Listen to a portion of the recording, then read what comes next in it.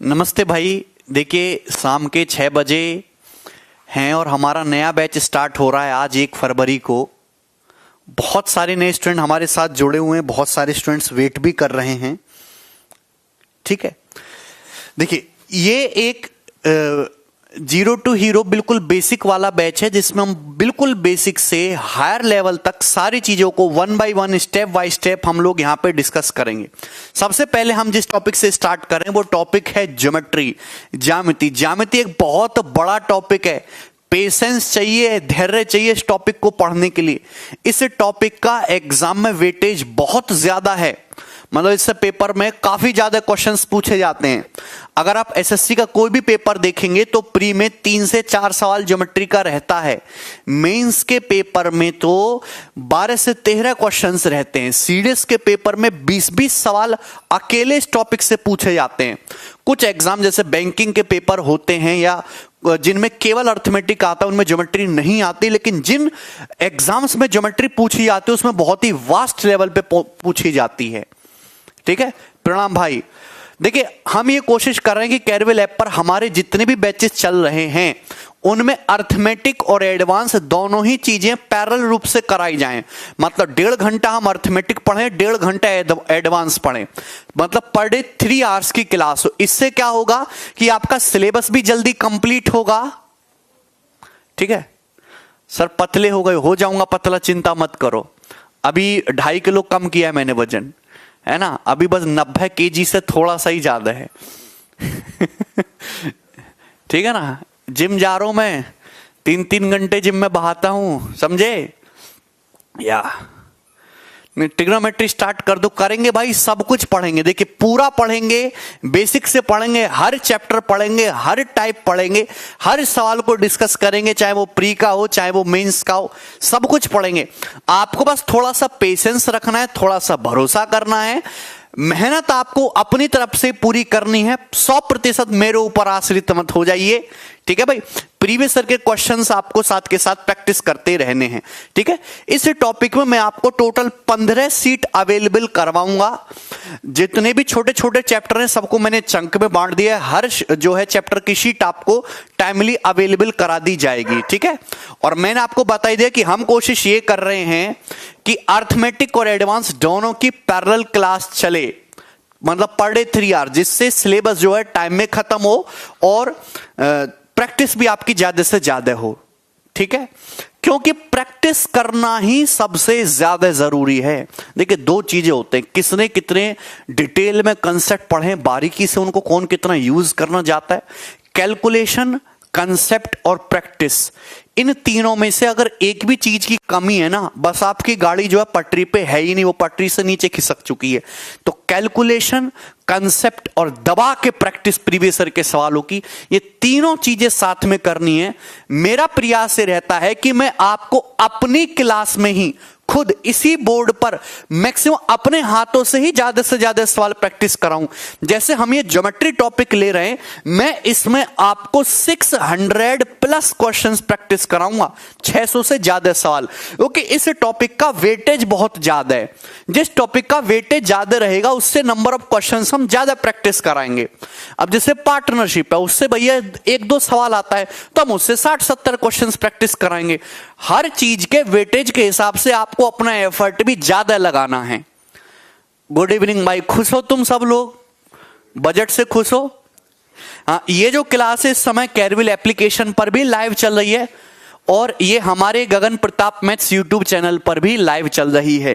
किसी को कोई समस्या आ रही है इस समय तो यूट्यूब चैनल पे भी क्लास को देख सकता है। ठीक है, हाँ बिल्कुल बेसिक से। बुक कब तक आ जाएगी टॉपिक वाइज वाली? देखिए 2-3 दिन में बुक्स आ जाएगी और प्रीवियस ईयर के मेंस का कंपाइलेशन वाली बुक्स मार्केट में ऑलरेडी अवेलेबल है। ठीक है, अगर कोई बंदा बुक नहीं लेना चाहता, जरूरत भी नहीं है, तो हमने पीडीएफ डाल रखी है टेलीग्राम पे, आप पीडीएफ डाउनलोड कीजिए प्रीवियस ईयर की, उनका प्रिंट आउट निकल सकता है तो बहुत अच्छी बात है। ठीक है, लेकिन प्रिंट आउट बुक से बहुत ज्यादा महंगा पड़ेगा। बुक बहुत सस्ती है, वो प्रिंट आउट 1 रुपए की एक फोटो स्टेट होती है छोटे शहरों में। हाँ चलिए आगे बढ़ूं। सबसे पहले मैं आपको बताता हूं कि हम इसमें पढ़ेंगे दोस्तों क्या क्या। मैं आपको पूरा सिलेबस बताता हूं क्योंकि थोड़ा लंबा टॉपिक है, टिकाऊ, हमें टिके रहना होगा 1-1.5 महीने तक। 40 से ज्यादा इस पे क्लास होंगी अकेले सिंगल टॉपिक पे। सबसे पहले और सबसे जो बेसिक चीज है जिससे हम आज शुरुआत करेंगे वो है लाइंस एंड एंगल्स, रेखा एवं कोण। ठीक है, लाइंस एंड एंगल्स। उसके बाद second inequality of triangle, triangle के बनने बिगड़ने की शर्तें हम पढ़ेंगे। इंटीरियर एंड एक्सटीरियर एंगल, आंतरिक कोण और बाह्य कोण से रिलेटेड जो सवाल बनते हैं वो भी हम करेंगे। नेक्स्ट और इंपॉर्टेंट साइन रूल और कोसाइन रूल करेंगे, उस पे बेस्ड हम सवाल देखेंगे साइन रूल कोसाइन रूल से रिलेटेड। उसके बाद एमपीजी मास पॉइंट ज्योमेट्री और सीवीएन से रिलेटेड चीजें हम डिस्कस करेंगे। मोस्ट इंपॉर्टेंट, यहां तक तो सब ठीक ठाक है, यहां से असली ज्योमेट्री स्टार्ट हो जाती है। सिमिलरिटी ऑफ ट्राइंगल बहुत इंपॉर्टेंट है, त्रिभुजों की समरूपता, Thales theorem, mid point theorem, मध्य बिंदु प्रमेय, बेसिक प्रोपोर्शनलिटी थ्योरम। ठीक है, फिर उसके बाद हम इनमें प्रैक्टिस प्रॉब्लम लेंगे सिमिलरिटी पे। सिमिलरिटी के बाद हम कॉन्ग्रुएंसी कराएंगे, सर्वांग समता। उसके बाद हम आगे बढ़ते हैं, यहां से एक नया पूरा अलग चंक स्टार्ट हो जाता है, सेंटर ऑफ ट्राइंगल, त्रिभुज के केंद्र। आपके जो सिलेबस में है वो बेसिकली 5 टाइप के सेंटर हैं। आपको इन सेंटर पढ़ना है, आपको सरकम सेंटर पढ़ना है, ऑर्थो सेंटर पढ़ना है, आपको सेंट्रोइड केंद्रक पढ़ना है, आपको एक्सो सेंटर बाह्य केंद्र पढ़ना है, अंतः केंद्र, लंब केंद्र, परिकेंद्र, केंद्रक, बाह्य केंद्र। सही है। उसके बाद हम हर एक टाइप के ट्राइंगल को स्पेशल कोने में ले जाके पढ़ेंगे। इक्विलेटरल ट्राइंगल, समबाहु त्रिभुज, आइसोसेलेस ट्राइंगल, समद्विबाहु त्रिभुज। ये आपका पूरा सिलेबस है, इतना आपको पढ़ना है, तब जाके ज्योमेट्री जो है वो कंप्लीट होगी। ठीक है सर, ये क्लास डेली यूट्यूब पे लाइव होगी? नहीं, क्लास डेली यूट्यूब पे लाइव नहीं होगी, क्लास डेली कैरविल एप्लीकेशन पर लाइव होगी। सर मुझे बिल्कुल भी नहीं आता, मैं तभी तो यहां हो। जिनको बिल्कुल नहीं आता उनको आ जाए, उसी गैप को खत्म करने के लिए तुम यहां हो, है भाई। चलिए आगे चलते हैं। उसके बाद हम राइट एंगल ट्राइंगल, समकोण त्रिभुज, जो तीनों त्रिभुजों में सबसे ज्यादा सवाल यहीं से पूछे जाते हैं, तो equilateral, isosceles, right angle triangle तीनों हम पढ़ेंगे। उसके बाद हम ट्राइंगल कंप्लीट कर चुके, अब हम क्वाड्रिलेटरल पे आ जाएंगे, चतुर्भुज पे। हर टाइप के चतुर्भुज को हम उठा उठा पढ़ेंगे। पैरेललोग्राम, समांतर चतुर्भुज, रेक्टेंगल, आयत, रोम्बस, समचतुर्भुज, स्क्वायर, वर्ग, उसके बाद ट्रेपेजियम, समलंब चतुर्भुज। तो 5 टाइप के क्वाड्रिलेटरल हैं, ये आपके सिलेबस में आपको सारे पढ़ने हैं। इजी है क्या सर ये सब? हाँ इजी है, लेकिन थ्योरी कंसेप्ट बहुत ज्यादा है। आपको डाटा को दिमाग में रखना है, एप्लीकेशन सीखना है। एक्चुअली एक एप्लीकेशन वाला टॉपिक है। जितना ज्यादा आप प्रैक्टिस करोगे और कंसेप्ट को यूज करोगे उतना ही ज्यादा आएगा। ठीक है ना, आपको आता सब कुछ होगा पर आप सवाल में अप्लाई नहीं कर पाओगे। तो अप्लाई करने की टेंडेंसी कैसे इंप्रूव हो वही हमको सिखाना है। चलिए उसके बाद पूरी ज्योमेट्री का सबसे इंपॉर्टेंट और जहां से सबसे ज्यादा सवाल पूछे जाते हैं, जिसके बिना हर पेपर अधूरा है, हर पेपर की आत्मा है, सर्कल यानी कि वृत्त। और सबसे इंटरेस्टिंग टॉपिक भी है, इसको पढ़ाने में भी बहुत मजा आता है। सर्कल में भी 3 टाइप की चीजें बनेंगी। पहले सर्कल के अंदर एंगल से रिलेटेड जितने भी क्वेश्चंस है वो हम लेंगे। उसके बाद सीकेंट लाइन, छेदक रेखा, कॉर्ड, जीवा वाले सवाल, और सबसे लास्ट में टेंजेंट लाइन, स्पर्श रेखा से रिलेटेड सारी कहानी। ठीक, तो ये आपका complete geometry. Sir pyramid prism किस में आता है? बच्चे वो मेंसुरेशन है। इसके बाद मेंसुरेशन एक अलग पोर्शन है, 2D मेंसुरेशन अलग है, 3D मेंसुरेशन अलग है, जिसमें क्यूब, क्यूबॉइड, प्रिज्म, पिरामिड, गोला, बेलन, ये सब हम लोग पढ़ेंगे। तो पढ़ेंगे सब कुछ, थोड़ा धैर्य बनाए रखें। अभी हम केवल ज्योमेट्री पढ़ रहे हैं तो उसी पे ध्यान रखें, सारा जो कंसंट्रेशन है वो यहीं पे लगाएं। ठीक है, बिल्कुल नहीं आता है मैथ, शुरू हुई नहीं है, रोना पहले शुरू कर दो। सर हम गरीब हैं, सर हम लुटे हुए हैं, हमें कुछ नहीं आता, ये हो गए वो है। तो ये कोई अच्छी बात थोड़ना है भाई। अरे पॉजिटिव रहो, नहीं आता नहीं आता ये कहने से आ थोड़ना जाएगा। रोना बंद करो और पढ़ना शुरू करो। और बहुत सारे बच्चे जिनमें आधे से ज्यादा गणित तो पहले से आता होगा, क्योंकि वो अपने स्कूलिंग टाइम में अच्छे से पढ़ाई किए। आप स्कूलिंग टाइम में थोड़ी कंजूसी कर रहे हो, मौज ज्यादा लिए हो तो नहीं आता है। लेकिन अभी भी समय है, ये आखिरी मौका है, सही जगह फंसे हो आके, इस बार ढंग से पढ़ लोगे तो आ जाएगा गणित। लेकिन रोना बंद करिए। जीवन में समस्याएं हैं, थी और आगे रहेंगी। नौकरी के पहले भी समस्याएं, नौकरी के बाद भी समस्याएं होंगी, ठीक है ना। लेकिन रोना नहीं है, ये नहीं होता सर, वो नहीं होता हमसे, अरे सब हो जाएगा, मेहनत तो करो। मेहनत करने से डरते हो तो कभी कुछ होगा ही नहीं। फिर सिंपल सी बात है, कितना भी बढ़िया बैच लगा लो, खरीद लो आप। चलें आगे बढ़ें। कौन दिक्कत, कोई परेशानी? Yes you can do it. देखिए बैच 0 to हीरो है, -2 to 0 नहीं है। मैं ये मान के चल रहा हूं कि आपको जोड़, घटाना, गुणा, भाग, है ना, इधर से उधर ले जाना। कोई चीज इधर से उधर जाते तो प्लस का माइनस हो जाता है, माइनस का प्लस। गुणा की चीज इधर में जाएगी तो डिवाइड होगा, डिवाइड की चीज ऊपर खिसकेगी तो मल्टीप्लाई होगा। इतनी बेसिक सी बातें है ना, ये आपको आती हैं, ये मैं मान के चल रहा हूं ऑलरेडी, क्योंकि आप एक ग्रेजुएट स्टूडेंट है, सरकारी नौकरी की तैयारी कर रहे हैं, देश का भविष्य है, आपको ही देश चलाना है। तो जैसे तुम हो वैसा ही मेरा देश आगे बनेगा, ठीक है। आगे चलूं, मैं स्टार्ट करूंगा।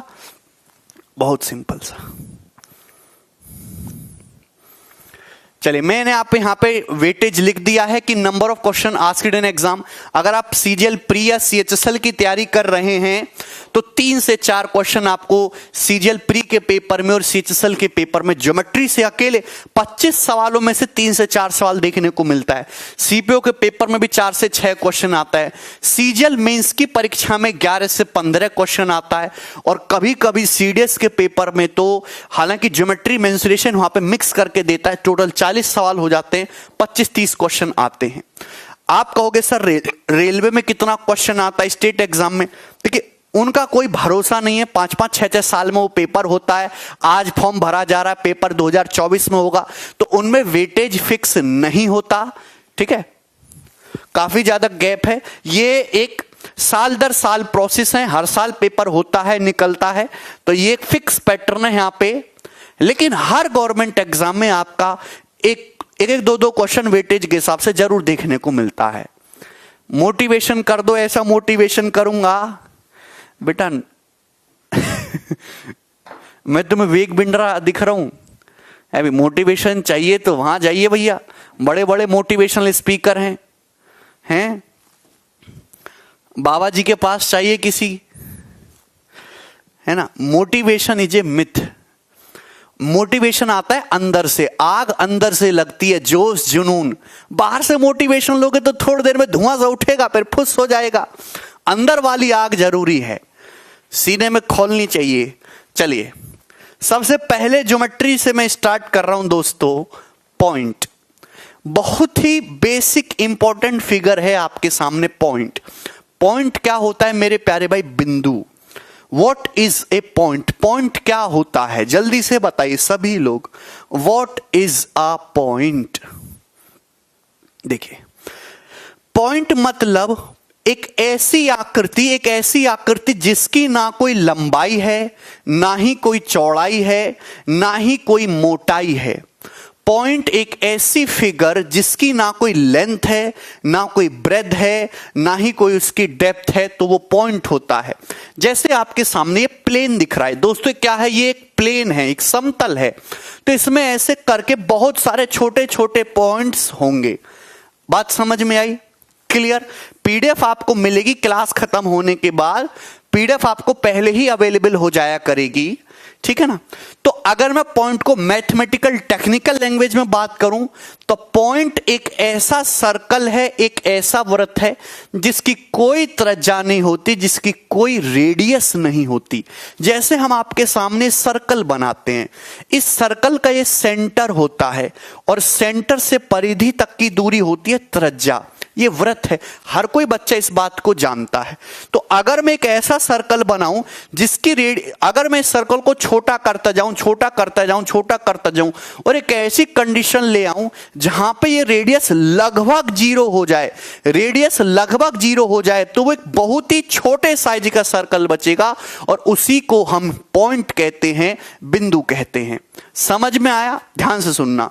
मोस्ट इंपॉर्टेंट बात है, each point has a unique location. Her point की अपनी एक यूनिक लोकेशन होती है। Each point has a unique location. मैं आपको हिंदी में भी एक्सप्लेन करूंगा, इंग्लिश में भी, चिंता मत करो।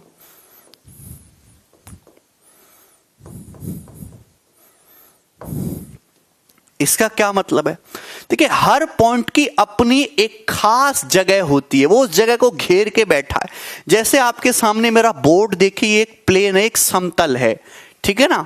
तो मेरे प्यारे भाई, आप जैसे मैंने यहां पे ये बना दिया, तो इस जगह पर केवल यही बिंदु है, एक स्पेशल बिंदु है। इसने अपना झंडा यहां पे गाड़ दिया है कि मैं ही यहां पे राजा हूं। तो हर पॉइंट की अपनी एक यूनिक लोकेशन होगी। इसकी लोकेशन यहां है, इसकी लोकेशन यहां है। तो पॉइंट की, हर पॉइंट की अपनी खास यूनिक लोकेशन होती है। पॉइंट एक डायमेंशनलेस फिगर है।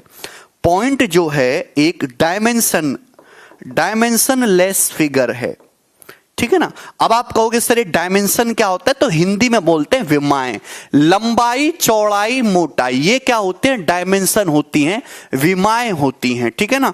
तो पॉइंट की कोई डायमेंशन नहीं है, क्योंकि ना लंबाई है, ना चौड़ाई है, ना ही इसकी मोटाई है। अब पॉइंट को डिनोट कैसे करते हैं? पॉइंट को हमेशा एक कैपिटल लेटर से डिनोट करते हैं।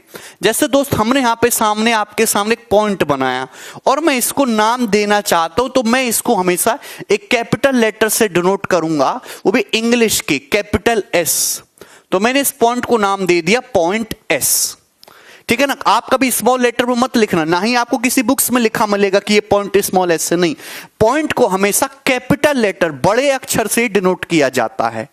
सबको समझ आ गया? बहुत आसान सी बात थी। अब आगे चलते हैं। लाइन, रेखा, ठीक है।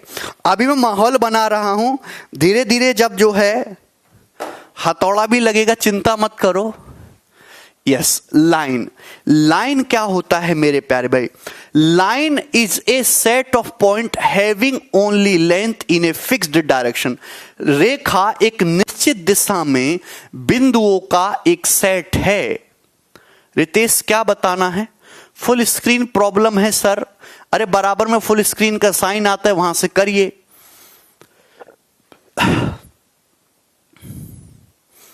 है भाई, देखिए मैं आपको समझाता हूं बहुत धीरे से। Line is a set of point having only length. देखिए दोस्तों, मैंने पॉइंट बनाया, एक पॉइंट है ए, इसके आगे एक और पॉइंट ले लो, इसके आगे एक और पॉइंट, इसके आगे एक और पॉइंट, इसके आगे एक और पॉइंट, इसके आगे एक और पॉइंट, इसके आगे एक और पॉइंट। इस तरीके से अगर मैं इनफाइनाइट, अनंत पॉइंट लगातार लाइन में लगा दूं एक साथ, तो क्या बन जाएगा? ये अनंत इनफाइनाइट पॉइंट का एक कॉम्बिनेशन बन गया। क्लियर है? कोई दिक्कत, कोई तकलीफ? अगर मैं, सबको समझ में आ गया क्या कहना चाह रहा हूं? ऐसे अगर मैं बहुत सारे पॉइंट ऐसे लाइन में लगाता चला जाऊं, तो इन सब का एक कॉम्बिनेशन जो है, ये क्या बन जाएगी? लाइन बन जाएगी। क्लियर? कोई परेशानी नहीं, कोई तकलीफ नहीं। तो लाइन क्या है? लाइन की जो है एक बहुत सारे पॉइंट का कॉम्बिनेशन है।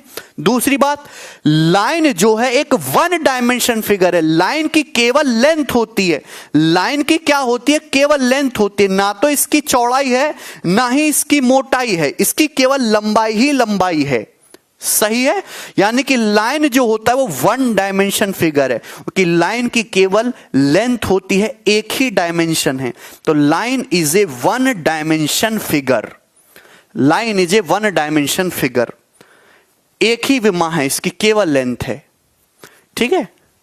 रेखा जो कभी रुके नहीं। वाह रितेश, ऐसी दिल जली शायरियां मत बोला करो परिभाषाओं में। परिभाषा बोलनी है, शायरी नहीं बोलनी है। ठीक है? आगे करें। दूसरी बात, लाइन का ना कोई स्टार्टिंग पॉइंट होता है ना ही कोई एंड पॉइंट होता है। हमें नहीं पता ये लाइन कहां से शुरू हो रही है, इसका कोई स्टार्टिंग पॉइंट नहीं है, और ये लाइन आगे बढ़ती जा रही है एक फिक्स्ड डायरेक्शन में, ना ही इसका कोई एंड पॉइंट है। तो लाइन का ना तो कोई शुरुआती बिंदु होता है ना ही कोई अंतिम बिंदु होता है। ये बात आप सभी लोगों को समझ में आ गई? क्लियर है? कोई परेशानी? तो आप बोलोगे हाँ जी सर। चलिए दूसरी बात, लाइन ड्रॉ करने के लिए, आपको एक लाइन खींचने के लिए मिनिमम 2 पॉइंट चाहिए। आपको एक लाइन खींचने के लिए मिनिमम दोस्तों 2 बिंदु चाहिए। अगर आपको 2 यूनिक बिंदु पता है, 2 अलग अलग यूनिक बिंदु पता है, तो आप एक लाइन ड्रॉ कर सकते हो। बात समझ में? तो लाइन खींचने के लिए आपको मिनिमम 2 यूनिक बिंदु चाहिए। अब देखिए लाइन को डिनोट कैसे करते, मैं आपको समझाना चाहता हूं लाइन को डिनोट कैसे करते। जैसे मैंने आपके सामने एक लाइन बनाई हुई है, इस लाइन पर सपोज यहां पर कोई पॉइंट ए है और यहां पे कोई पॉइंट बी है, यहां पे कोई पॉइंट ए है और इस लाइन पर पॉइंट बी है। तो इस लाइन को जो डिनोट करेंगे, जो आपको सवालों में दिखा जाता है, वो दिखेगा लाइन ए बी। क्या दिखेगा दोस्तों? Line A B. A B क्या है मेरे प्यारे भाई? ए बी इस लाइन पर स्थित कोई भी 2 पॉइंट है, ठीक है ना? क्योंकि अगर आपको किसी लाइन के 2 बिंदु पता हैं, अगर आपको किसी लाइन के 2 अलग अलग बिंदु पता हैं, तो आप उन 2 बिंदुओं को मिला दो, आपको लाइन पता लग जाएगी और उस लाइन की डायरेक्शन भी पता लग जाएगी। तो लाइन को हमेशा इस फॉर्म में लिखते हैं। दूसरा तरीका लाइन को डिनोट करने का, कि आप इस तरीके से नहीं लिखना चाहते तो लाइन इसको कोई स्मॉल लेटर नाम दे दो, तो line L, line small L, line M, line N, line P, line Q, ठीक है ना? इस तरीके से। तो लाइन को डिनोट करने के ये 2 तरीके हैं। सबको समझ में आया? मैं आगे बढ़ूं? नेक्स्ट चलिए आगे चलते हैं। रे,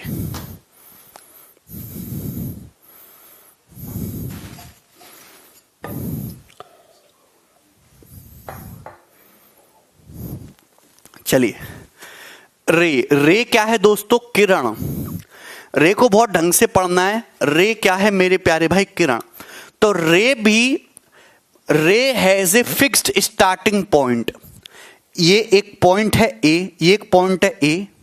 ये इसी पॉइंट से अगर मैं एक डायरेक्शन में बहुत सारे बिंदु लेना शुरू कर दूं, ये पॉइंट है, इसके आगे एक और पॉइंट लो, फिर एक और पॉइंट लो, फिर एक और पॉइंट लो, फिर एक और पॉइंट लो, फिर एक और पॉइंट लो, फिर एक और पॉइंट लो, तो इस तरीके से ये क्या बन जाएगी? एक रे बन जाएगी। यानी कि किरण क्या होती है? किरण का एक फिक्स स्टार्टिंग पॉइंट होता है। किरण का एक फिक्स स्टार्टिंग पॉइंट है, लेकिन कोई भी इसका एंड पॉइंट नहीं है। रे मतलब इसका ये स्टार्टिंग पॉइंट तो है कि यहां से शुरू हो रही है, इसकी डायरेक्शन भी पता है कि इस डायरेक्शन में जा रही है, लेकिन ये कहां पे जाके खत्म होगी उसके बारे में कोई जानकारी नहीं है। ठीक है? कोई परेशानी? फुल स्क्रीन करने में दिक्कत आ रही है? थोड़ी देर में दिक्कत सही हो जाएगी, टेंशन मत लो। बोलो, वरना आप थोड़ी देर यूट्यूब पे देख लीजिए। रे को डिनोट कैसे करते हैं मेरे प्यारे भाई? जैसे इस रे पर ये पॉइंट ए है, सपोज इस पर कोई दूसरा पॉइंट बी है, तो आप इस तरीके से डिनोट करोगे ए बी। और ये रे जो है किस डायरेक्शन में जा रही है? ए से बी की तरफ बढ़ रही है। तो ये ए से बी की तरफ बढ़ रही है ना, तो ए तीर जो कहां जाएगा? बी की तरफ जाएगा। इस तरीके से इसको डिनोट करते हैं। सबको समझ में आया? आगे चलते हैं। नेक्स्ट और most important concept, what is angle? कोण। सभी को बताइए कोण क्या है मेरे भाई? कोण, देखिए सिंपल सी बात है, 2 रेखाओं के बीच झुकाव को कोण कहते हैं। Inclination between 2 lines is called angle. Inclination का मतलब होता है हिंदी में झुकाव। बिटवीन 2 लाइंस, 2 रेखाओं के बीच झुकाव को हम कोण कहते हैं। Inclination between 2 lines is called angle, is called angle. कैस में कोई परेशानी? 2 रेखाओं के बीच झुकाव को कोण कहते हैं। जैसे मैं आपके सामने यहां पे दिख भी रहा होगा, एक लाइन आपकी ये हो गई दोस्तों, और एक लाइन आपकी ये हो गई, एक लाइन आपकी ये हो गई। तो ये दो लाइन एक दूसरे को यहां पे काट रही है, दो लाइन एक दूसरे को यहां पे काट रही हैं। तो आप जाहिर सी बात है ऑब्जर्व करोगे, इन दो लाइनों के बीच ये झुकाव है, इन दोनों लाइनों के बीच ये झुकाव है। झुकाव को बढ़ाते जाओगे तो ये लाइन दूर दूर होती जाएंगी, नजदीक लाते जाओगे तो लाइन और नजदीक आती जाएंगी। इसी को क्या बोलते हैं? एंगल बोलते हैं, कोण बोलते हैं। तो इस झुकाव को नाप भी सकते हैं कि इन लाइन के बीच में झुकाव कितना है। कम है तो लाइन नजदीक होंगी, ज्यादा है तो लाइन दूर दूर होंगी। उसका भी मैं तरीका बता रहा हूं आपको, ढंग से समझिएगा। देखिए दोस्त, जैसे ये एक स्ट्रेट लाइन है, सीधी रेखा है, ये एक स्ट्रेट लाइन है, ये एक सीधी रेखा है। अब हम यहां से चलना शुरू करते हैं, यहां से, और हम एक पूरा चक्कर कंप्लीट लगाते हैं। ये पूरा चक्कर कंप्लीट लगाते हैं तो ये कंप्लीट चक्कर हो गया। तो पूरे विश्व ने ये माना कि हम इस एक चक्कर को, लेकिन कहीं ना कहीं से तो शुरुआत करनी पड़ती है। जैसे लंबाई को 1 मीटर लंबाई हमने इतनी मानी है, तो हमने ये माना कि ये सपोज ये जो एक चक्कर है ये कंप्लीट 360 डिग्री का है। क्या है? 360 डिग्री। डिग्री क्या है? एंगल को नापने की एक यूनिट है। जैसे लंबाई को सेंटीमीटर में नापते हैं, क्लियर है? कोई दिक्कत? वजन को किलोग्राम में नापते हैं, उसी तरीके से ये जो है 360 डिग्री है। क्या इसमें कोई परेशानी है? जो कंप्लीट है 360 डिग्री है। देखिए, तो ये एक लाइन है माही, और मैंने इसके ऊपर एक लाइन ऐसे ड्रॉ करी कि 4 बराबर टुकड़े हो गए। 4 बराबर टुकड़े, एक, ये दूसरा हिस्सा, ये तीसरा हिस्सा और ये चौथा हिस्सा। तो आप कहोगे सर ये चारों बराबर टुकड़े कितने कितने डिग्री के होंगे? 90 डिग्री के होंगे। कितने डिग्री के होंगे? 90 डिग्री के होंगे। इसमें कोई परेशानी नहीं। 90 डिग्री के 4 इक्वल टुकड़े होंगे, और कंप्लीट जोड़ोगे तो 360 डिग्री आ जाएगा। तो यानी कि ये झुकाव 90 डिग्री का है। अब हमें इस 90 डिग्री को पकड़ लेते हैं कोपचे में। अब हमने इस 90 डिग्री को ले लिया। ये जो कंप्लीट है ये कितने डिग्री का है दोस्तों? 90 डिग्री का। अगर हम इसके 90 बराबर हिस्से कर दें, अगर हम इसके 90 इक्वल हिस्से कर दें, अगर हम इसके 90 इक्वल हिस्से कर दें, तो एक छोटा जो कोण आएगा वो 1 डिग्री का होगा। जो सबसे छोटा कोण आएगा वो कितने डिग्री का होगा? 1 डिग्री का होगा, 1 डिग्री का। तो हम बस यही चेक करते कि ये जो झुकाव है ये 1 डिग्री के कितने टुकड़ों से मिलके बना है। 1 डिग्री के कितने टुकड़ों से मिलके बना है? सपोज 1 डिग्री के यहां पे 1 डिग्री के यहां पे 25 टुकड़े बन गए। 1 डिग्री है, 2 डिग्री है, 3 डिग्री है, 4 डिग्री है, 5 डिग्री है, 25। तो ये जो एंगल होगा ये कितने डिग्री का होगा? 25 डिग्री का हो जाएगा। तो एंगल कैसे नापते हैं आपको समझ में आया। दूसरी बात कि एंगल को डिनोट कैसे करते। तो ये वाला जो एंगल है 25 डिग्री का बन रहा है। ये कहां पे बन रहा है? 25 डिग्री का वर्टेक्स बी पे। कहां पे बन रहा है दोस्तों? वर्टेक्स बी पे। तो ए से बी और बी से सी, यानी कि एंगल को डिनोट करते हैं हम इस साइन से। एंगल का साइन होता है A B C, angle A B C. तो कहां पे बन रहा है 25 डिग्री का एंगल? वर्टेक्स बी पे। तो अगर वर्टेक्स बी पे 25 डिग्री बन रहा है तो उसको हमेशा बीच में लिखते हैं। कहां पे बन रहा है 25 डिग्री का एंगल? वर्टेक्स बी पे। तो उसको हमेशा बीच में लिखते हैं, मिडिल में। तो एंगल ए बी सी, इसी की वैल्यू क्या आएगी दोस्तों? 25 डिग्री। 25 डिग्री। क्लियर है? क्या इसमें किसी बच्चों को कोई परेशानी है? एनीबॉडी? कोई समस्या? ठीक, आगे चलें। ओके, एंगल सभी को समझ में आया। एंगल को कैसे नापते हैं वो भी समझ में आया, कैसे डिनोट करते हैं वो भी समझ में आया, एंगल का मतलब क्या है ये भी समझ में आया है। ठीक है, नेक्स्ट आगे चलते हैं दोस्तों। बड़ी सिंपल सी बातें हैं, चलिए।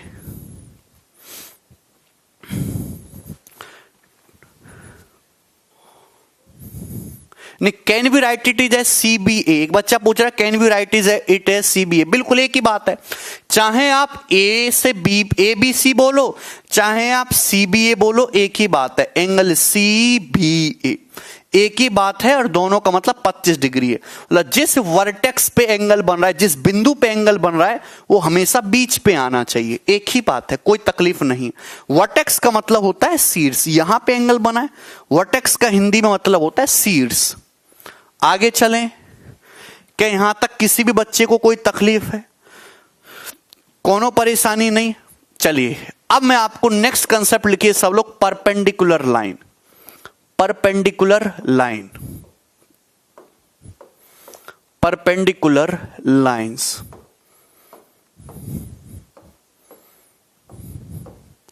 हिंदी में लिखेंगे सब लोग लंबवत रेखाएं। परपेंडिकुलर लाइंस, हिंदी में लंबवत रेखाएं। परपेंडिकुलर लाइंस हिंदी में क्या लिखेंगे? लंबवत रेखाएं। बात समझ में आई? अरे निर्मल, ये जस्ट एग्जाम्पल लिया, जस्ट ही हमने एग्जाम्पल लिखा भाई, ठीक है ना। देखिए परपेंडिकुलर लाइंस का मतलब क्या होता है? ऐसी दो लाइन जो एक दूसरे से 90 डिग्री के कोण का झुकाव रखती हो, उनको परपेंडिकुलर लाइंस बोलते हैं। देखिए जैसे एक लाइन ये हो गई, एक लाइन ये हो गई, ठीक है। दूसरी लाइन एक और ड्रॉ की गई है इस तरीके से, दूसरी लाइन एक और ड्रॉ की गई इस तरीके से, जो पहली वाली लाइन को यहां पे काट रही है। देखिए ये लाइन होगी आपकी ए बी, एक दूसरी लाइन हमने ड्रॉ करी है इस तरीके से सी डी, और ये पहली वाली लाइन को कहां काट रही है? पॉइंट डी पे काट रही है। इस तरीके से काट रही है कि ये वाला जो एंगल है ये कितने डिग्री का है? ये 90 डिग्री का है। तो अगर दो लाइन एक दूसरे को 90 डिग्री के एंगल पे काटती है तो उनको हम परपेंडिकुलर लाइंस बोलते हैं, लंबवत रेखाएं बोलते हैं। ठीक है भाई, समझ में आया? और परपेंडिकुलर लाइन को कैसे डिनोट करते हैं? ए बी, ए बी और सी डी एक दूसरे से 90 डिग्री के एंगल पे हैं, तो ए बी और ये सी डी, ये साइन होता है परपेंडिकुलर का इस तरीके से। ये perpendicular, A B is perpendicular to C D, A B C D के लंबवत है। लंबवत होने का मतलब दोनों रेखाओं के बीच में जो कोण बन रहा है वो कितने डिग्री का बन रहा है? 90 डिग्री का। रोहित समझ में आया दोस्त? क्लियर है? उजैर नहीं समझ, क्या समझ नहीं आया यार इसमें है? बोलो। आगे चलें, ठीक है। नेक्स्ट मोस्ट इंपॉर्टेंट, देखिए मैं आपको दो चीजें समझाना चाहता हूं, कॉम्प्लीमेंट्री एंगल्स और सप्लीमेंट्री एंगल्स। कॉम्प्लीमेंट्री एंगल्स और सप्लीमेंट्री एंगल्स। कॉम्प्लीमेंट्री एंगल्स को बोलते हैं कोटि पूरक कोण, और सप्लीमेंट्री एंगल्स को हम हिंदी में बोलते हैं समपूरक कोण। कॉम्प्लीमेंट्री एंगल्स कोटि पूरक कोण, सप्लीमेंट्री एंगल्स समपूरक कोण। तो यहां पे वर्ड लगा है एंगल्स। एंगल्स का मतलब हम दो कोणों के बारे में बात कर रहे हैं। तो ऐसे कोई भी दो एंगल, ऐसे कोई भी दो एंगल जिनका सम 90 डिग्री हो, 90 अंश हो, ऐसे दो कोण, ऐसे दो कोण जिनका सम 90 डिग्री हो, जिनका योग 90 डिग्री हो, उनको हम कॉम्प्लीमेंट्री एंगल्स बोलते हैं। जैसे यहां पे आपको दिख रहे हैं 52 डिग्री, 52 डिग्री और 38 डिग्री, ये कैसे हैं? ये आपस में कॉम्प्लीमेंट्री एंगल्स हैं। कॉम्प्लीमेंट्री एंगल्स है, क्यों? क्योंकि इन दोनों का सम 90 डिग्री है। तो 52 डिग्री का कॉम्प्लीमेंट्री 38 और 38 डिग्री का कॉम्प्लीमेंट्री 52 डिग्री। तो ऐसे दो एंगल जिनका आपस में सम 90 डिग्री हो, उनको हम कॉम्प्लीमेंट्री एंगल्स बोलते हैं। दूसरी बात, सप्लीमेंट्री एंगल संपूरक कोण। ऐसे दो कोण जिनका आपस में सम 180 डिग्री हो, उनको सप्लीमेंट्री एंगल्स बोलते हैं। जैसे कि आपको यहां पे दिखाया गया 52 डिग्री और 128 डिग्री। 52 डिग्री और 128 डिग्री, ये दो एंगल्स हैं। इनको अगर जोड़ेंगे तो कितना आएगा? 180 डिग्री आएगा।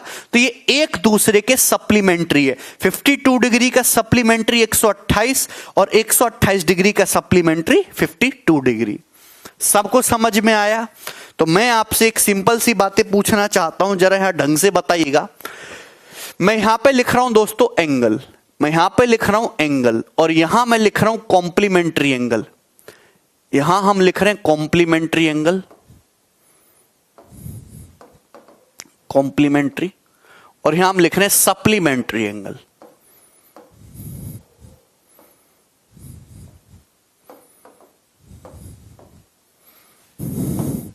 मैंने आपके सामने लिखा सपोज 33 डिग्री।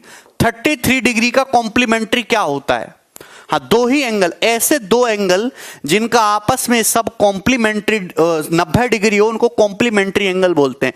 33 डिग्री, 33 का कॉम्प्लीमेंट्री कैसे आएगा भैया? अगर ये 33 डिग्री है तो इसका कॉम्प्लीमेंट्री क्या आएगा? 90 में से घटा के, 90 में से 33 घटाएंगे 57 डिग्री। 57 डिग्री, 33 प्लस 57 कितना आएगा? 90।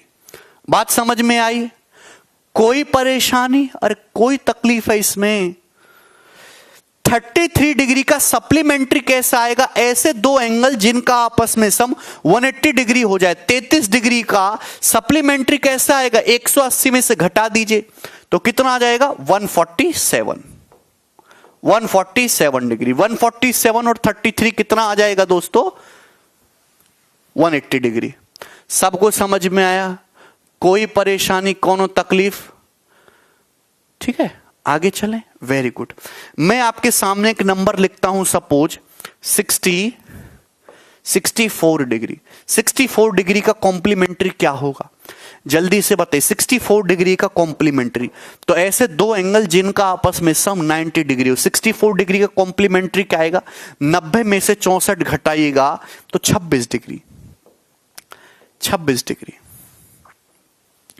भैया। 64 डिग्री का कॉम्प्लीमेंट्री क्या आएगा? 26। ऐसे दो एंगल जिनका सम जोड़ के 90 आ जाए, वो एक दूसरे के क्या होते हैं? पूरक कोण होते। तो 64 और 26। 64 डिग्री का सप्लीमेंट्री एंगल बताइए कैसे निकलेगा? अगर 64 एंगल का सप्लीमेंट्री कैसा आएगा? 180 में से 64 घटाइएगा 116 डिग्री। 116 डिग्री। सभी को समझ आया? 116 डिग्री। बात सही है ना? अगर मैं आपसे कहूं आपके पास एक एंगल है थीटा, कौन है? थीटा। ठीक है, तो थीटा का कॉम्प्लीमेंट्री एंगल क्या आएगा? कोई एंगल थीटा है तो थीटा का कॉम्प्लीमेंट्री एंगल कितना होगा दोस्तों? 90 माइनस थीटा। थीटा का कॉम्प्लीमेंट्री एंगल कितना होगा?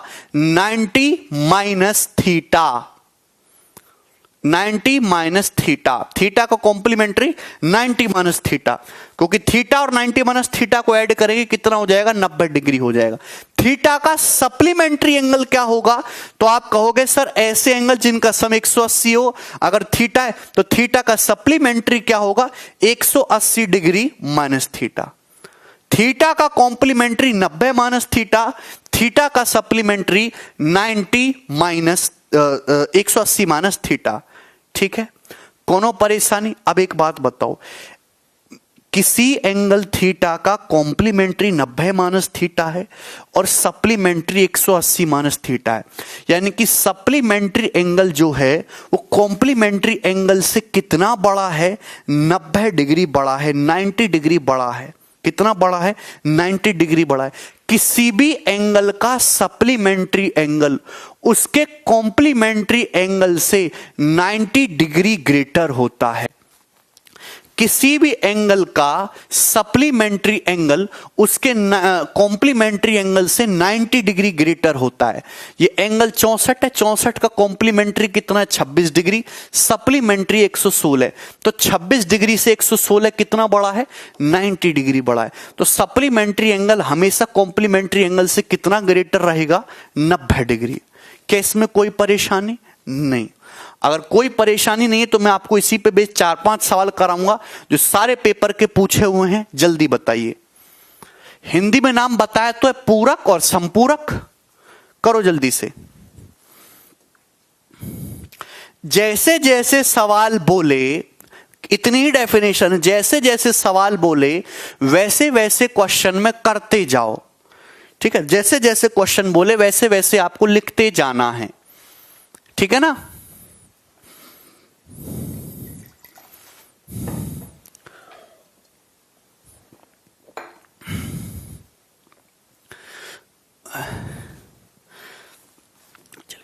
एक कोण का मान उसके कोटि पूरक कोण से 14 डिग्री कम है, कोण का मान बताइए। एक कोण की वैल्यू उसके कॉम्प्लीमेंट्री एंगल से 14 डिग्री कम है तो एंगल का मान बताइए, कोण की मान क्या होगा। हमने माना कोण की वैल्यू क्या है, थीटा, कोण का मान है थीटा, थीटा से नोट करते हैं, थीटा, अल्फा, बीटा, गामा, ये सब ग्रीक लेटर्स हैं, इनका यूज होता है मैथमेटिक्स में, पढ़े हो कुछ बचपन में, है भाई। बोलो 76। चलिए, तो एक एंगल की वैल्यू उसके कॉम्प्लीमेंट्री एंगल से 14 डिग्री कम है, एंगल का मान बताइए। हमने माना एंगल थीटा है, हमने माना एंगल थीटा है, जो सवाल में स्टेटमेंट बोले डिट्टो उसे गणित की भाषा में लिखना है। एक कोण थीटा की वैल्यू, इसके कॉम्प्लीमेंट्री एंगल, इसके कोटि पूरक कोण, कोटि पूरक कोण, थीटा का कोटि पूरक कितना होगा 90 माइनस थीटा, थीटा का कॉम्प्लीमेंट्री कितना होगा 90 माइनस थीटा। तो एक एंगल की वैल्यू उसके कॉम्प्लीमेंट्री एंगल 90 माइनस थीटा से 14 डिग्री कम है, तो आप बताइए एंगल की वैल्यू क्या होगी, बराबर हो गया। कोण की वैल्यू उसके कॉम्प्लीमेंट्री एंगल से 14 डिग्री कम है। बहुत सारे बच्चों के लिए चीज भी पहाड़ होती है, मैं जानता हूं, समझे ना। सवाल की भाषा को, हिंदी इंग्लिश को गणित की भाषा में लिखना जो है, ये सीखना पड़ेगा बेटा, धीरे धीरे सीखोगे तुम।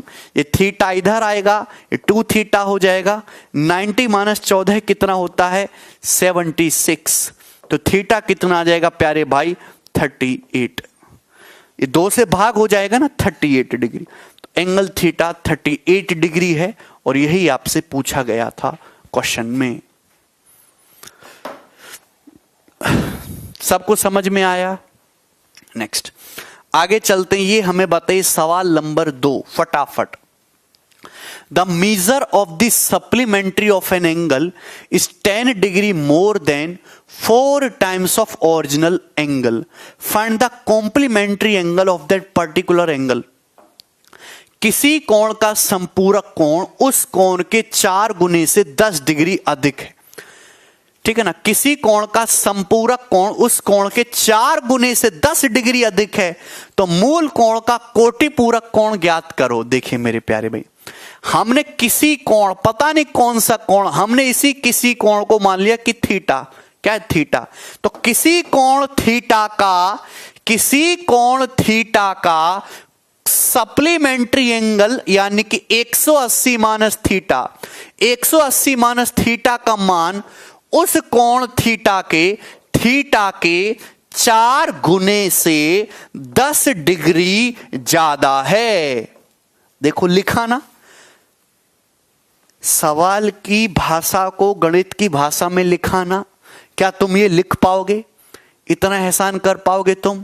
जैसे जैसे क्वेश्चन बोले वैसे वैसे ही लिखना है, ज्यादा नहीं करना है। तो आप बताइए कि 10 डिग्री इधर आएगा, 180 माइनस 10 170 डिग्री हो जाएगा। मेरे प्यारे भाई ये माइनस थीटा उधर जाएगा, 4 और 1 5 थीटा हो जाएगा। तो थीटा की वैल्यू क्या आ जाएगी 5, 170 बटे 5 कितना हो जाएगा 34 डिग्री।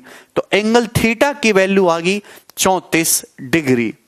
आपसे पूछा है, लेकिन आपसे ये नहीं पूछा, आपसे पूछा क्या, find the complementary angle of that particular angle.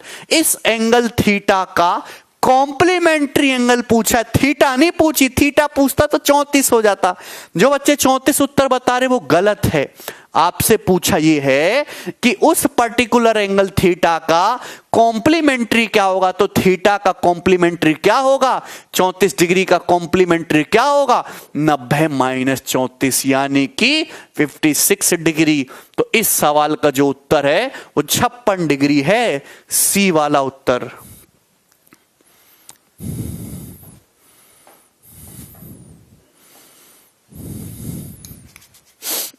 क्या कर पाएंगे? आगे चलिए, क्वेश्चन मुझे करके बताइए आप लोग। सवाल नंबर 3 फटाफट बताइएगा दोस्त।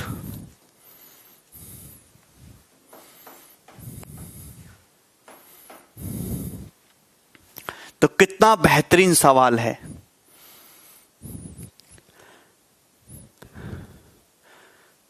दीपक, अनुपूरक कोण कोटि पूरक कोण कॉम्प्लीमेंट्री एंगल्स ही होता है।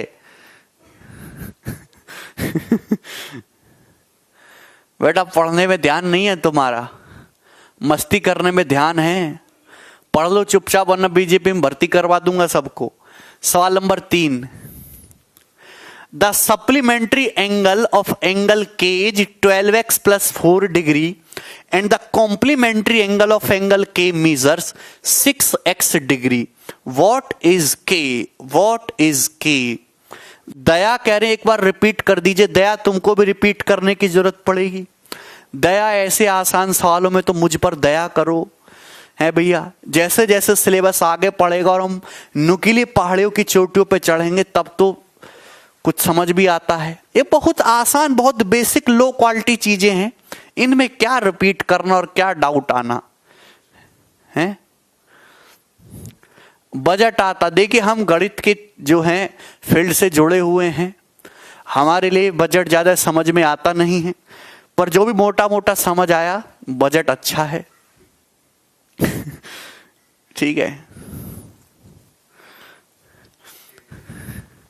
किसी ना किसी के लिए तो अच्छा है, हमारे तुम्हारे लिए ना सही पर किसी ना किसी लिए तो बहुत अच्छा है ना। चलिए, the supplementary angle of angle k is 12x + 4 degree. देखिए, जितने भी बजट के आने या ना आने से जो भी नुकसान या जो भी दुख होता है वो केवल मिडिल क्लास को होता है ना। हाई लेवल तो भैया अपने ऊपर है ही, और जो है लोअर क्लास जो है भैया, जो थोड़े गरीब हैं तबके से, उनको वो तो अभी काफी बजट से उनको ज्यादा मतलब है नहीं। मिडिल क्लास की सबसे ज्यादा हालत खराब होती है। हर जगह मिडिल क्लास वाला बंदा ही परेशान है, उसको कोई उभार भी नहीं रहा है। ये देखिए, the supplementary angle of angle k is 12x + 4 and the complement angle of angle k measure 6x। What is k? कितना आसान सवाल है। किसी एंगल के का, कोई एंगल के का कॉम्प्लीमेंट्री एंगल में, यहां पे लिख दे रहा हूं, किसी एंगल के का कॉम्प्लीमेंट्री एंगल है 6x डिग्री, 6x डिग्री। और एंगल के का सप्लीमेंट्री एंगल क्या है? एंगल के का सप्लीमेंट्री एंगल क्या है? 12x + 4 degree, 12x + 4 degree. आप बोलोगे हाँ जी सर, बिल्कुल सही बात है। किसी एंगल के का कॉम्प्लीमेंट्री एंगल 6x है, सप्लीमेंट्री एंगल जो है 12x + 4 डिग्री। आपसे पूछा के का मान बताओ। देख, कॉम्प्लीमेंट, किसी भी एंगल का जो सप्लीमेंट्री एंगल होता है, किसी भी एंगल का जो सप्लीमेंट्री एंगल होता है उसके कॉम्प्लीमेंट्री एंगल से कितना अधिक होता है? 90 डिग्री अधिक होता है। तो तुम्हें इतनी बुद्धि नहीं कि इन दोनों का डिफरेंस 90 होगा, इन दोनों का डिफरेंस 90 होगा, अगर इसमें से इसे घटाएंगे तो 90 आना चाहिए। 12x + 4 में से 6x घटाएंगे, इन दोनों का डिफरेंस कितना आएगा? 6x + 4 degree. और 6x + 4 डिग्री सवाल में आपको कितना दे रखा है? 90 डिग्री दे रखा है। यानी कि 6x की वैल्यू कितनी आ जाएगी? 6x की वैल्यू 90 - 4 कितनी आ जाएगी? 86 डिग्री। तो अगर आपसे यहां पे x पूछा होता तो आप 86 डिग्री निकाल सकते थे, पर आपसे ये नहीं पूछा। बहुत सारे बच्चे सवाल कर ही नहीं पा रहे हैं भैया। अभी तो हमने आपको समझाया, क्या आपको दिखाई नहीं देता? और कैसे समझाए हैं? पोस्टर लगवा दें। कहां गया? ये देखो, ये थीटा का कॉम्प्लीमेंट्री 90 - थीटा सप्लीमेंट्री। तो सप्लीमेंट्री एंगल कॉम्प्लीमेंट्री डिग्री से कितना बड़ा होता है? 90 डिग्री बड़ा होता है भाई। तो आप एक बात बताओ, यहां पे कॉम्प्लीमेंट्री एंगल 6x है, सप्लीमेंट्री है, तो सप्लीमेंट्री एंगल संपूरक कोण की वैल्यू कोटि पूरक कोण से कितना बड़ा होगी? 90। इन दोनों का डिफरेंस 90 होगा। 6x आ गया 86 डिग्री। 6x की वैल्यू, ये जो 6x है इसकी वैल्यू 86 डिग्री आई है। 86 डिग्री सॉल्व नहीं करना है कि x निकालने लगो यहां से। आपसे पूछा k का मान। यार, किसी कोण k का कॉम्प्लीमेंट्री एंगल 86 है, किसी कोण का कॉम्प्लीमेंट्री 86 डिग्री है, तो कोण k का मान क्या रहा होगा? 4 डिग्री रहा होगा ना। 4 डिग्री 90 होना चाहिए ना सम। 86 4 90 तभी ना कॉम्प्लीमेंट्री होगा। तो उत्तर क्या है? 4 डिग्री। और यही ऑप्शन है ए। कोई 14.3 बता रहा है, कोई 4.2 बता रहा है, सब पगलाए पड़े हैं। कैसे कर रहे हो तुम? हैं? कुछ भी बोलो।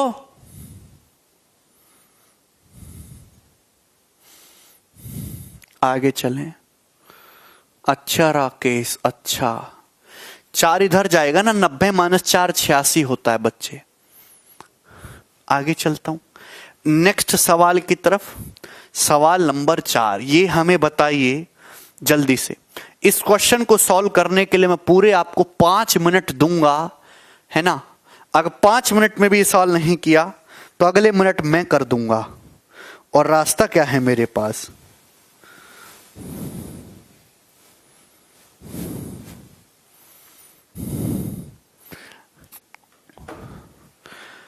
सर अर्थमेटिक कराओ पहले, बिल्कुल वही कराएंगे, ठीक है ना। अभी आपकी क्लास एडवांस और अर्थमेटिक दोनों की पैरेलल चलेंगी कुछ दिन के बाद से। X and Y are two supplementary angles. X और Y दो supplementary angles हैं. If the supplementary angle of X is equal to half the complementary angle of Y, then find X ratio Y. This is a very simple question. You all know that. है भाई, बहुत basic सा सवाल paper का पूछा हुआ है। X और Y दो सप्लीमेंट्री एंगल्स हैं। अगर x और y दो संपूरक कोण हैं, संपूरक कोण बनने का मतलब इन दोनों एंगल का सम कितना होगा? 180 डिग्री होगा। x का सप्लीमेंट्री y है, y का सप्लीमेंट्री x है, दोनों का सम 180 डिग्री है। If supplementary angle of x, देखो क्या लाइन बोलिए, x के सप्लीमेंट्री एंगल की वैल्यू इज इक्वल टू, ओहो हो, यहीं से पकड़ लो, x और y सप्लीमेंट्री एंगल्स हैं। तो सवाल में बोला x के सप्लीमेंट्री एंगल की वैल्यू, x का सप्लीमेंट्री एंगल क्या है? y। x का सप्लीमेंट्री एंगल क्या है? y। तो y की value is equal to, y is equal to half the complementary of y। y के कॉम्प्लीमेंट्री का आधा है। y का कॉम्प्लीमेंट्री क्या होगा मेरे प्यारे भाई? y का कॉम्प्लीमेंट्री होगा 90 माइनस y। y का कॉम्प्लीमेंट्री होगा 90 माइनस y। तो y के कॉम्प्लीमेंट्री का आधा है, आधा। जैसे जैसे सवाल में बोला वैसे वैसे करके जाएंगे, ठीक है ना। तो आप बोलोगे हाँ जी सर, 2 इधर आएगा तो 2y बराबर 90 डिग्री माइनस y, बोलो कोई कोनो तकलीफ? और माइनस y इधर आएगा तो 3y बराबर 90 डिग्री। 3 इधर जाएगा तो डिवाइड हो जाएगा, y बराबर 90/3 यानी कि 30 डिग्री। तो एंगल y की वैल्यू कितनी आ गई? 30 डिग्री आ गई। तो ये जो एंगल y है दोस्तों 30 डिग्री है। सवाल में आपसे पूछा x रेशियो y, ये 30 डिग्री है, इन दोनों का सम 180 है, तो x कितना होगा? 150 डिग्री। एंगल x कितना होगा? 150 डिग्री, 150 डिग्री, 150। और इन दोनों का रेशियो x रेशियो y कितना आ जाएगा? 150 रेशियो 30, 5:1। और यही सवाल का उत्तर है, सी ऑप्शन।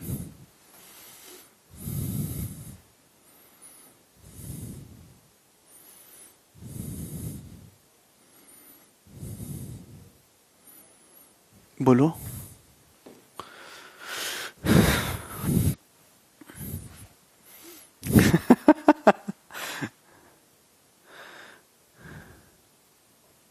अरे वाह, 5:1 आ रहा है बच्चों का। वेरी गुड, वेरी गुड मेरे प्यारे भाइयों, ऑस्कर तुम्हें ही मिलेगा। आगे चलते हैं अगले सवाल की तरफ। ये तो स्लाइड है ज्योमेट्री सीट 1। ओके, चलिए बताइए। लास्ट सवाल देखिए इस पैटर्न पे, फिर मैं आपको आगे लेके चलूंगा, आपको बहुत मजा आएगा पढ़ के। करिए जल्दी से दोस्तों।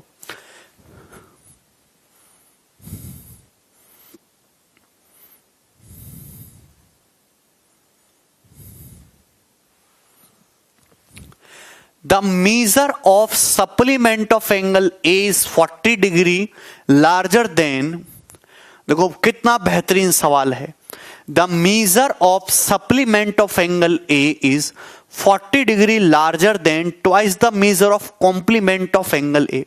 कोण ए का संपूरक कोण उसके कोटि पूरक कोण के दुगने से 40 डिग्री अधिक है।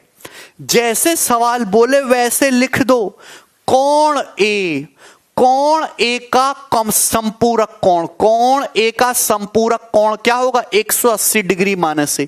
कोण ए के संपूरक कोण की वैल्यू, कोण ए के सप्लीमेंट्री की वैल्यू, उसके कॉम्प्लीमेंट्री एंगल कोण ए के कॉम्प्लीमेंट्री एंगल कोटि पूरक कोण के दुगने से, इसके दुगने से 40 डिग्री ज्यादा है।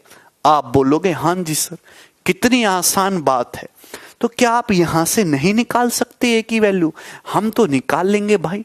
180 डिग्री माइनस ए बराबर 2 into 90 180 degree minus 2a plus 40 degree. आप बोलो हां जी सर। 180 से 180 कट जाएगा, ये माइनस 2a इधर आएगा, 2a माइनस ए, तो a बराबर कितना आ जाएगा दोस्त 40 डिग्री। तो a की वैल्यू कितनी आ जाएगी 40 डिग्री आ गई। Angle a 40 degree.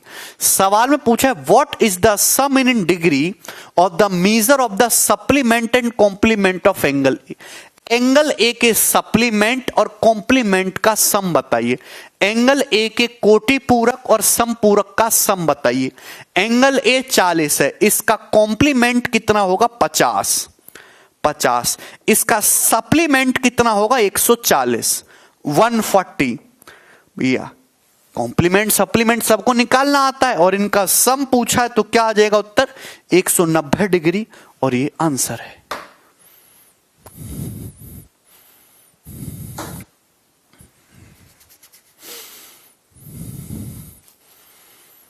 अरे कर लोगे ना? चलो यहां तक कोनो दिक्कत है? मुझे नहीं लगता यहां तक किसी भी बच्चे को कोई डाउट है और आपको कॉम्प्लीमेंट सप्लीमेंट में कोई समस्या। मैं आगे बढ़ता हूं नेक्स्ट सवाल की, नेक्स्ट कंसेप्ट की तरफ। कंसेप्ट नंबर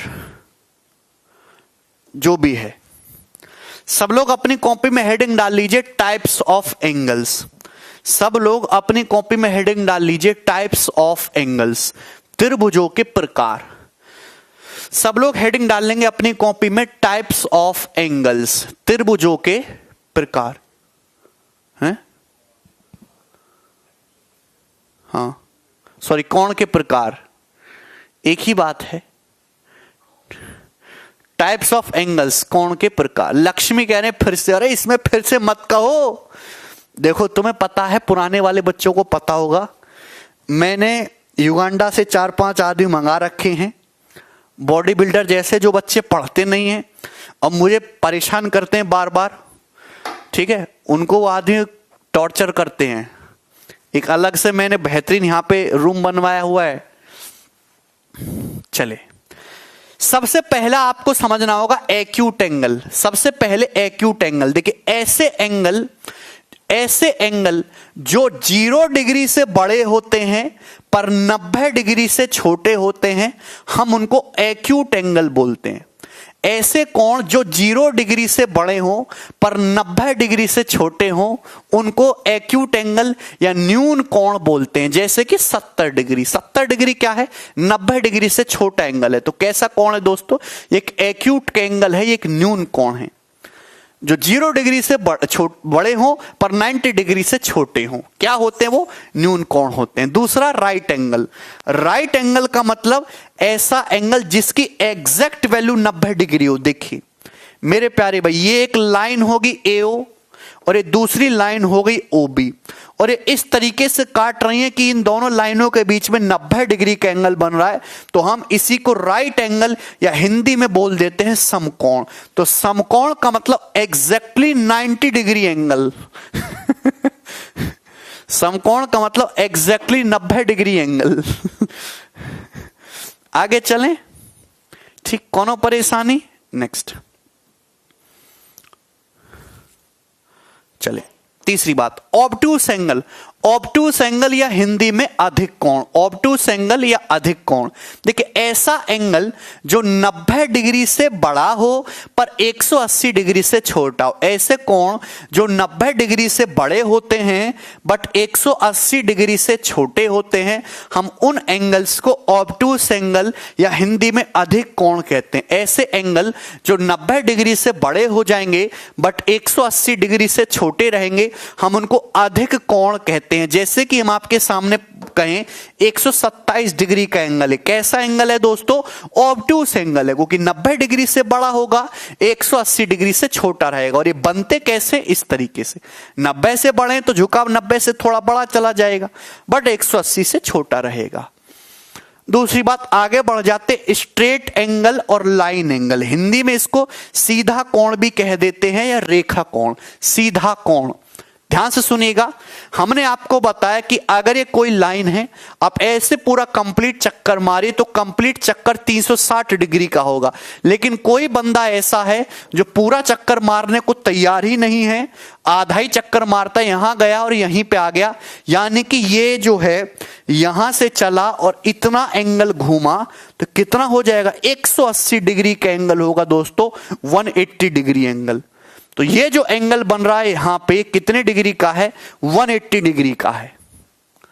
ठीक है, तो exact 180 degree angle is called, जो एग्जैक्ट 180 डिग्री का कोण, उसे हम स्ट्रेट एंगल बोलते हैं। ठीक है, आगे चलते हैं। नेक्स्ट,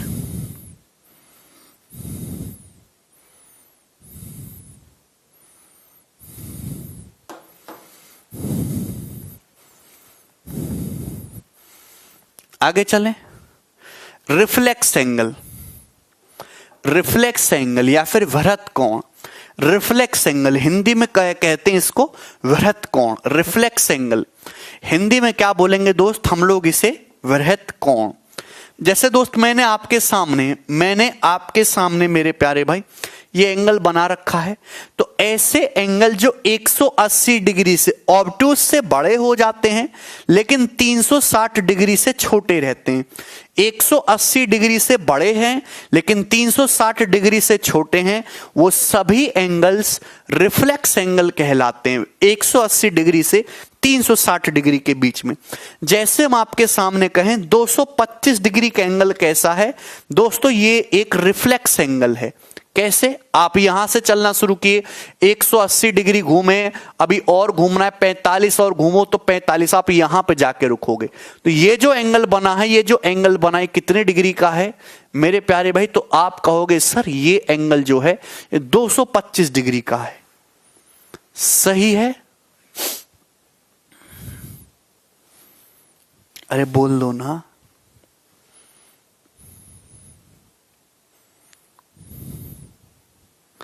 आगे चलें दोस्त। नेक्स्ट है आपके पास कंप्लीट एंगल। कंप्लीट एंगल का मतलब संपूर्ण कोण। ये तो हर कोई जानता है। आप यहां से चलना शुरू किए और ये चलते कंप्लीट एक राउंड कंप्लीट करके वापस यहीं पे आ गए, तो ये जो एंगल आपने पूरा कवर किया है, कितना कवर किया? 360 डिग्री। यहां से चले ऐसे और वापस यहीं पे आ गए, तो आपने कितना एंगल कंप्लीट किया? पूरा एक राउंड, जो कि 360 डिग्री के बराबर है। तो 360 degree equal to complete angle, एक पूरा चक्कर। क्या 180 एंगल को जीरो एंगल बोल सकते? नहीं। जीरो एंगल को 360 डिग्री बोल सकते, 180 जीरो नहीं होता बट बेटा, ठीक है ना। 360 डिग्री दैट्स कंप्लीट एंगल। मैं आगे चलता हूं। अब मुझे लगता है आपको एंगल्स की सारी बातें समझ में आई हैं। नेक्स्ट कंसेप्ट,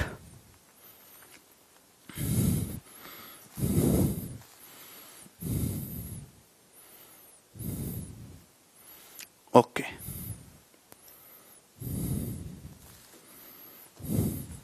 चलिए अब सब लोग आगे समझेंगे अपनी कॉपी में टाइप्स ऑफ ट्राइंगल्स, त्रिभुजों के प्रकार। टाइप्स ऑफ ट्राइंगल्स, त्रिभुजों के प्रकार। जिस सीक्वेंस में मैं आपको कंसेप्ट बता रहा हूं, आपको उसी सीक्वेंस में अपने दिमाग में बैठाना है, तभी जाके आपको कुछ फायदा होगा।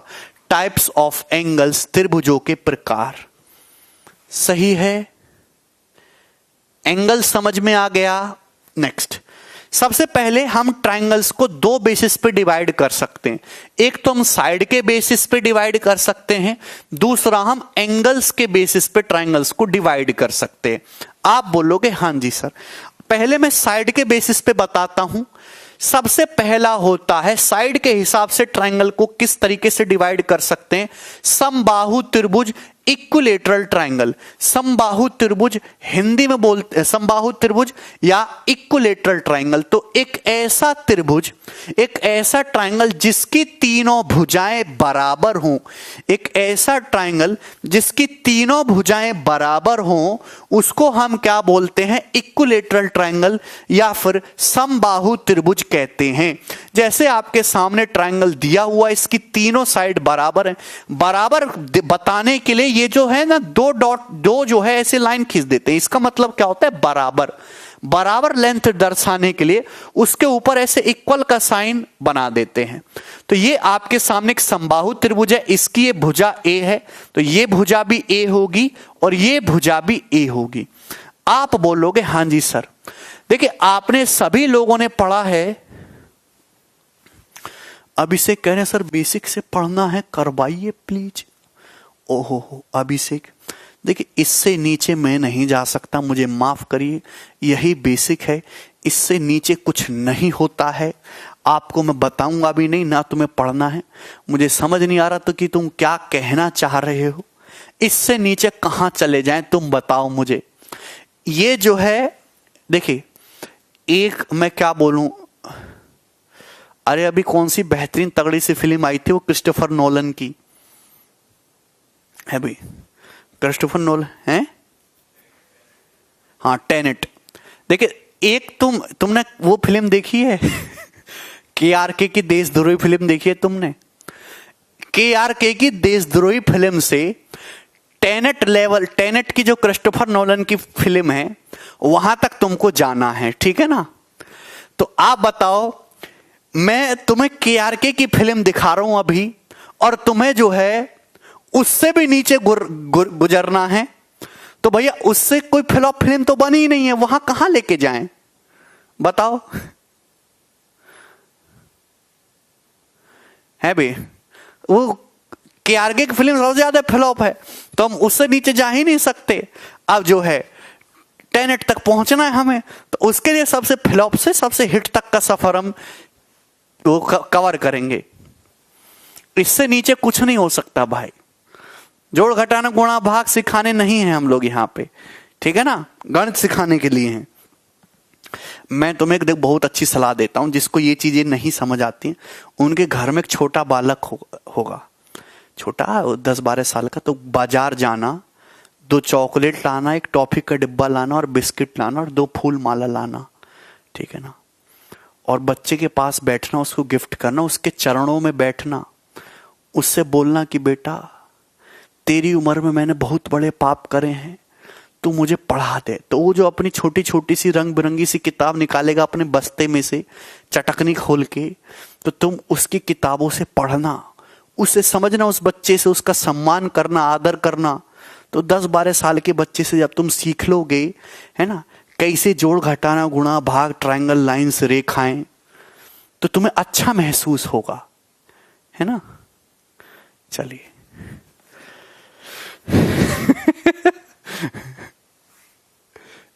अभी तक कुली नंबर 1 पे भी नहीं पहुंचे हम। चलो इधर देखो, तो ये इक्विलेटरल ट्रायंगल है इसकी तीनों साइड बराबर होती, तीनों भुजाएं बराबर होती। आपको ये पता है त्रिभुज के तीनों कोणों का सम 180 डिग्री होता है।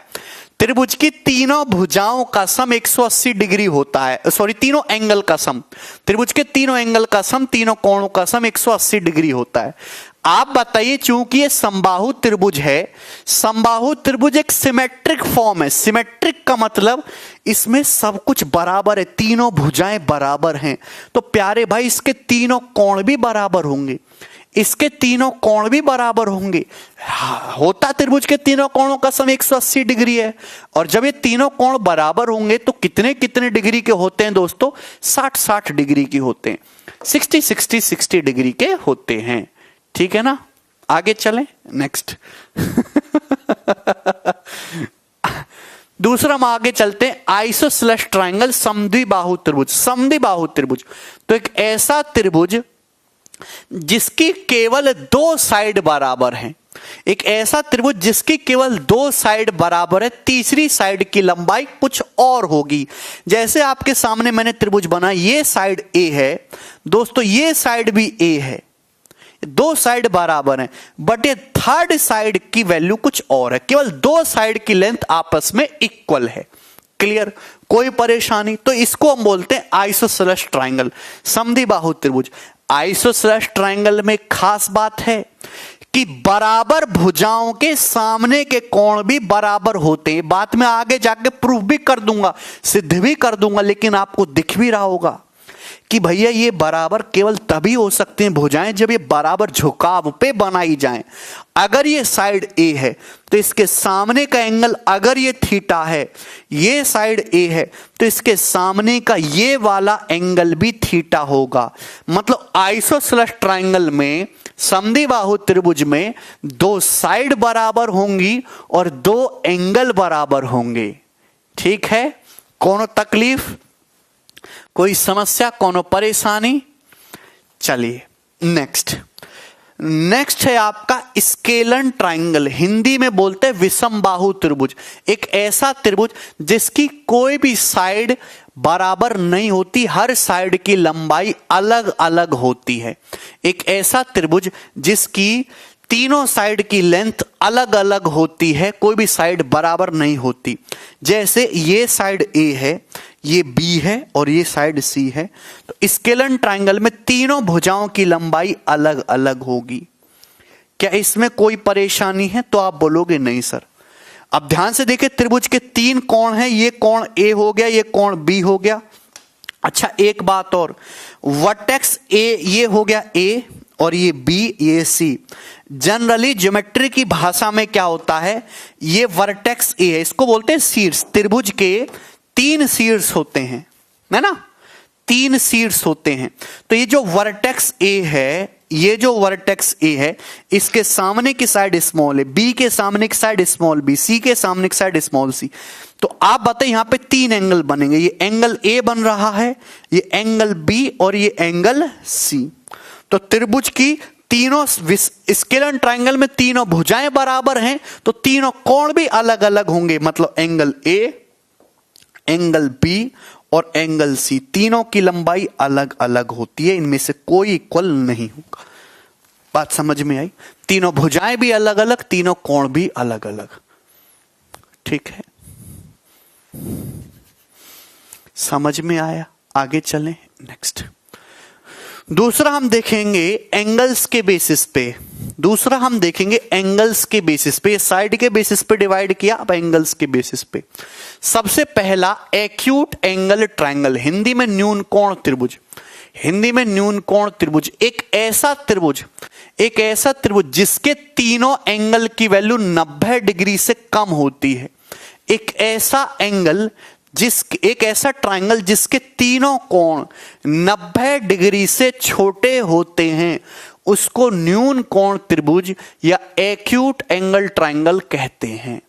एक ऐसा ट्रायंगल जिसके तीनों एंगल की नाप 90 डिग्री से छोटी हो, उसको हम एक्यूट एंगल ट्रायंगल कहते हैं।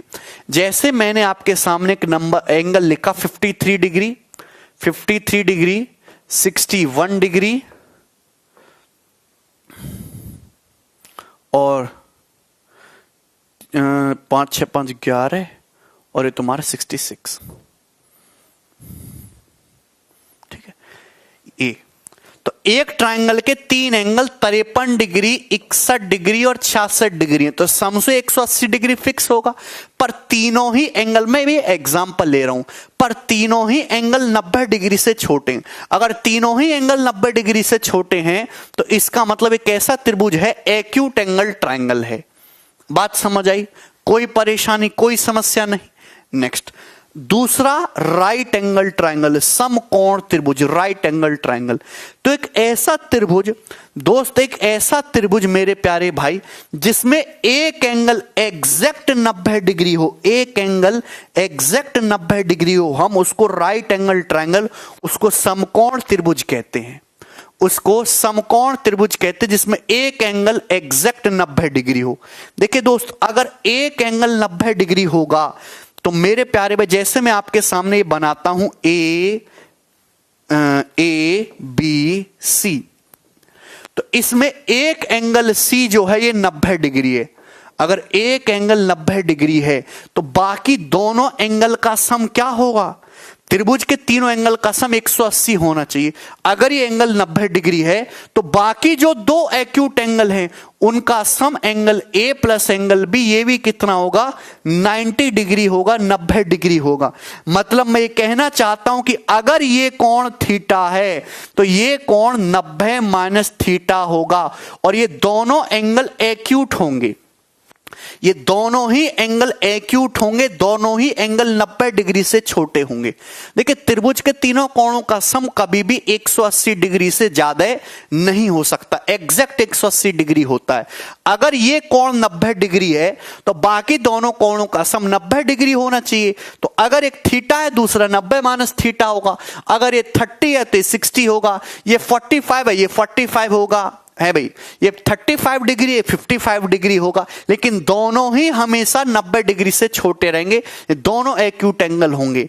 मतलब राइट एंगल ट्रायंगल में इस एंगल सी की वैल्यू, एक एंगल की वैल्यू बाकी दो एंगल के सम के बराबर होती है। समकोण त्रिभुज में एक एंगल की वैल्यू, इस 90 डिग्री की वैल्यू बाकी दो एंगल के सम के बराबर होती है। ये बात समझ में आई? क्लियर है? इस चीज पे मैं आपको क्वेश्चन कराऊंगा आगे जाके।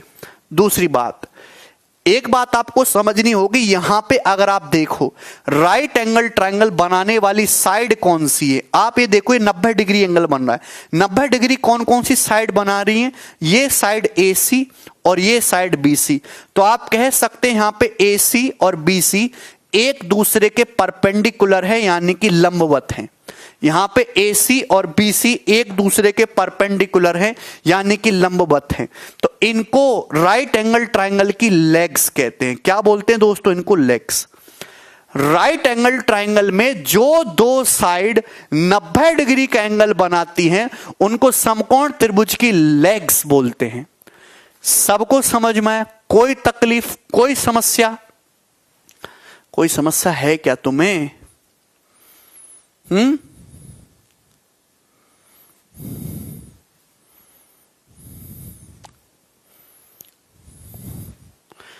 दूसरी बात, 90 डिग्री के सामने की साइड राइट एंगल ट्रायंगल में 90 डिग्री एंगल सी है। एंगल सी के सामने की साइड को स्मॉल सी से नोट करते हैं, और ये समकोण त्रिभुज का, इसको हम बोलते हैं इंग्लिश में हाइपोटेन्यूस। क्या बोलते हैं दोस्तों? हम इसको हाइपोटेन्यूस बोलते हैं, हिंदी में बोलते हैं कर्ण। हिंदी में क्या बोलते हैं? कर्ण। तो 90 डिग्री के सामने की साइड हाइपोटेनस होती है, इसे कर्ण बोलते हैं। आप बताइए, वर्टेक्स ए है, ये वर्टेक्स ए, इसके सामने की साइड स्मॉल ए, बी के सामने की भुजा स्मॉल बी। तो राइट एंगल ट्रायंगल में एक बहुत इंपॉर्टेंट बात होती है, बहुत ही ज्यादा इंपॉर्टेंट, जो बचपन से पढ़ पढ़ के पैदा हुए हो। मैं आपके आगे जाके आपको सिद्ध करके भी बताऊंगा कि यहां पे हाइपोटेनस का स्क्वायर लेग्स के स्क्वायर के सम के बराबर होता है। और दोस्तों, इसी को पाइथागोरस थ्योरम कहते हैं। सी स्क्वायर बराबर ए स्क्वायर प्लस बी स्क्वायर, सी स्क्वायर बराबर ए स्क्वायर प्लस बी स्क्वायर। क्या है दोस्तों? ये पाइथागोरस थ्योरम। सी स्क्वायर बराबर ए स्क्वायर प्लस बी स्क्वायर। कोई तकलीफ? सी स्क्वायर बराबर ए स्क्वायर प्लस बी स्क्वायर क्या है? Pythagoras theorem. समकोण त्रिभुज में हाइपोटेनस का स्क्वायर बाकी जो दो लेग्स हैं ए और बी, उनके स्क्वायर के सम के इक्वल होता है। चलिए आगे बढ़ जाते हैं। राइट एंगल ट्रायंगल के बारे में सब कुछ पढ़ लिया। नेक्स्ट, ऑब्ट्यूस एंगल ट्रायंगल, अधिक कोण त्रिभुज। अधिकोण त्रिभुज का मतलब एक ऐसा त्रिभुज जिसका एक एंगल ऑब्टूस हो, मतलब एक एंगल 90 डिग्री से ग्रेटर होगा।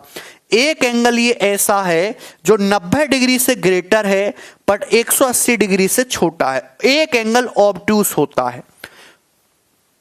ऑब्टूस एंगल ट्रायंगल मतलब एक ऐसा त्रिभुज जिसका एक एंगल ऑब्टूस हो, मतलब 90 डिग्री से बड़ा हो, 180 डिग्री से तो छोटा रहेगा ही रहेगा, तो हम उसको बोलते हैं ऑब्टूस एंगल ट्रायंगल, अधिक कोण त्रिभुज हिंदी में। क्या इसमें कोई परेशानी?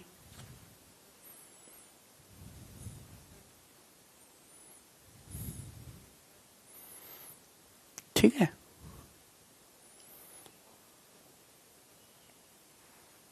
ठीक है भाई, चलिए कोई तकलीफ नहीं है भाई इसमें, ठीक है।